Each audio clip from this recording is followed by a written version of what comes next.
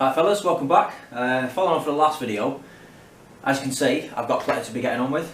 So I've got obviously all my powder coated parts back, so I think today I'm going to finish off getting the engine bay finished. So engine bay needs radiator, the fan, choke cable, accelerator cable, air filter, and that's pretty much it.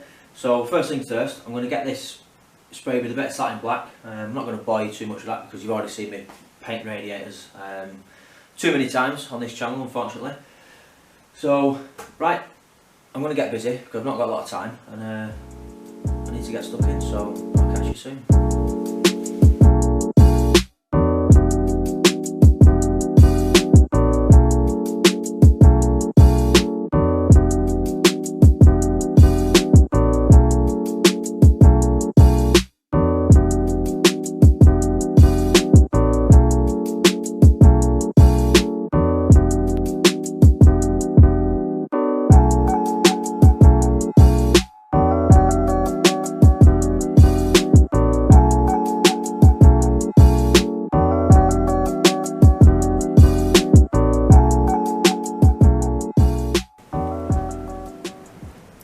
Right fellas, that's the radiator all taped up now. I'm going to give it a quick coat of Halford's engine paint in black. This is kind of high temperature paint as well, which should be perfect for those fins. So I'll give it a coat of that and I'll bring you back once it's all done and we'll start getting it reassembled. Okay, so whilst I'm waiting for my radiator to dry off, I'm going to get cracking with the choke cable. So I'm going to whiz this off. Just do that to one side. And then to attach the choke, I think you need to put that little grommet in there, and then there's a little retainer clip which goes on the side of the plate which goes on the carb. So let's give it a go. Never done this before, so let's see if we can wing it. Okay, so these are the bits in question. So you've got a little clip, and then you've got a little retaining type pin thing. So I'm going to figure out how these go. Okay, so that little clip here goes underneath. It's like a little insert there. Stick it in there. And then if you get your choke cable, try not to scratch everything. And then once you've got it in the position what you want, stick it down. Then that locks in place, and then that bit goes to there. Goes through, and then once that gets pulled, that gives you a little bit of choke. So I'm just gonna have a bit of mess around with this cable now, make sure it doesn't catch anywhere. That's it. And then let's get this one tied up with that little pin. Okay, so I'm just gonna snip down this choke cable because it's fouling on the bulkhead. So what I'm gonna do is I'm just gonna roughly mark it with my thumb there, and then what I'm gonna do, I'm gonna wrap a little bit of electrical tape around it for when I cut it, so the wires don't fray. Hang on a minute.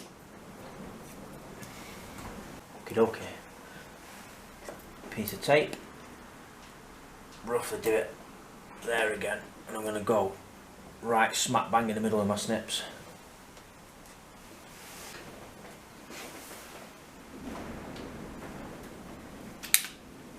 Tell you what, strong them cables.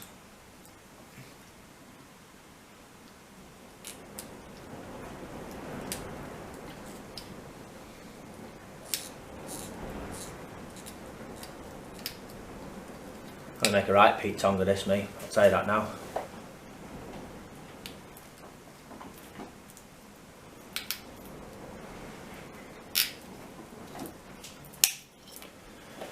Oh, nightmare. Hang on. If anyone's thinking of fitting a choke cable to their Mini, it's an absolute nightmare of a job. Right fellas, okay, so I managed to get that through there. So top tip from Tooney, don't listen to what I say. Thread that through first before you cut it, because even if you put a piece of tape there, it makes the wired edge an absolute nightmare to get through that hole. So anyway, all that's done and set up. So when I pull the choke from the inside now, as you can see there, you get a little bit of choke. I've still got a little bit of adjustability on there to give me a bit more throw on that should I need it. But like I say, it's literally just just given us a tiny little bit of throttle, so hopefully that'll work. Like I say, if not, I can extend that a little bit, but we'll only know until or when we come to start it up. We'll be able to tweak that and get it perfect. So right, accelerator cable. Right, okay lads, so the accelerator cable. Now we did fit an accelerator cable to this car, but when I ordered it, I just told them I had a minivan, and obviously it's not got the correct engine in it, so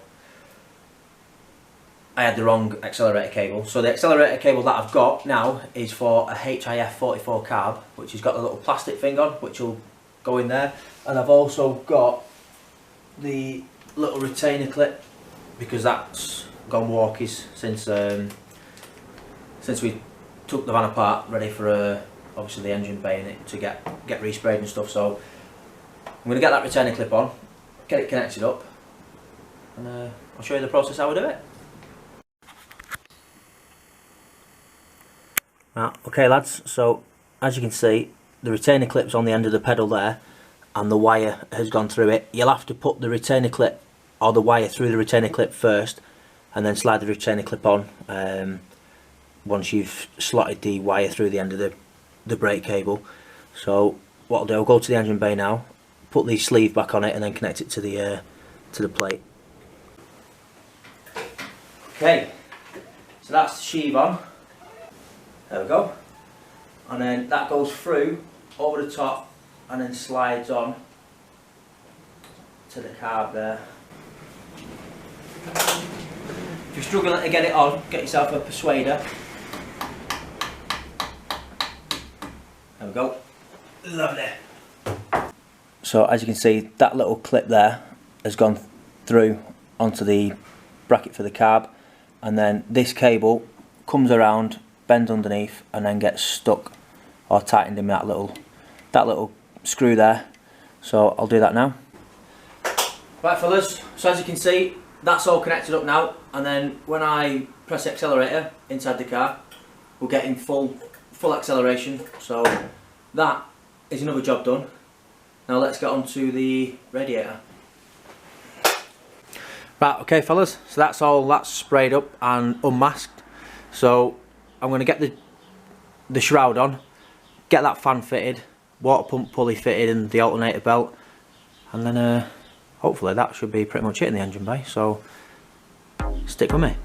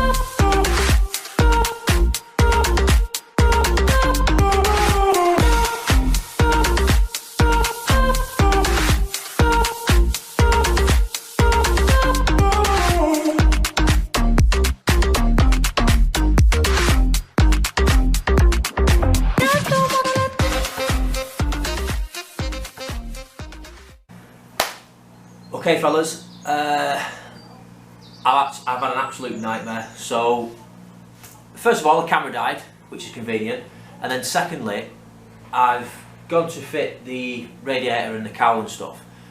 Anyway, I've since found out that the earlier Minis had a bigger spacer on the fan to set the fan it further inside the cowl. So anyway, after loads of messing around, jiggling it around, like I say, turns out that I need a bigger fan spacer. So what I've done is I've ordered one from DSN. So I've ordered an 11mm fan spacer, which will obviously work alongside the 4mm standard spacer which I've got as well, which should hopefully set the fan in the cowling enough to obviously give me the clearance when it's finishing. So yeah, until I can get that, I'm pretty stuck.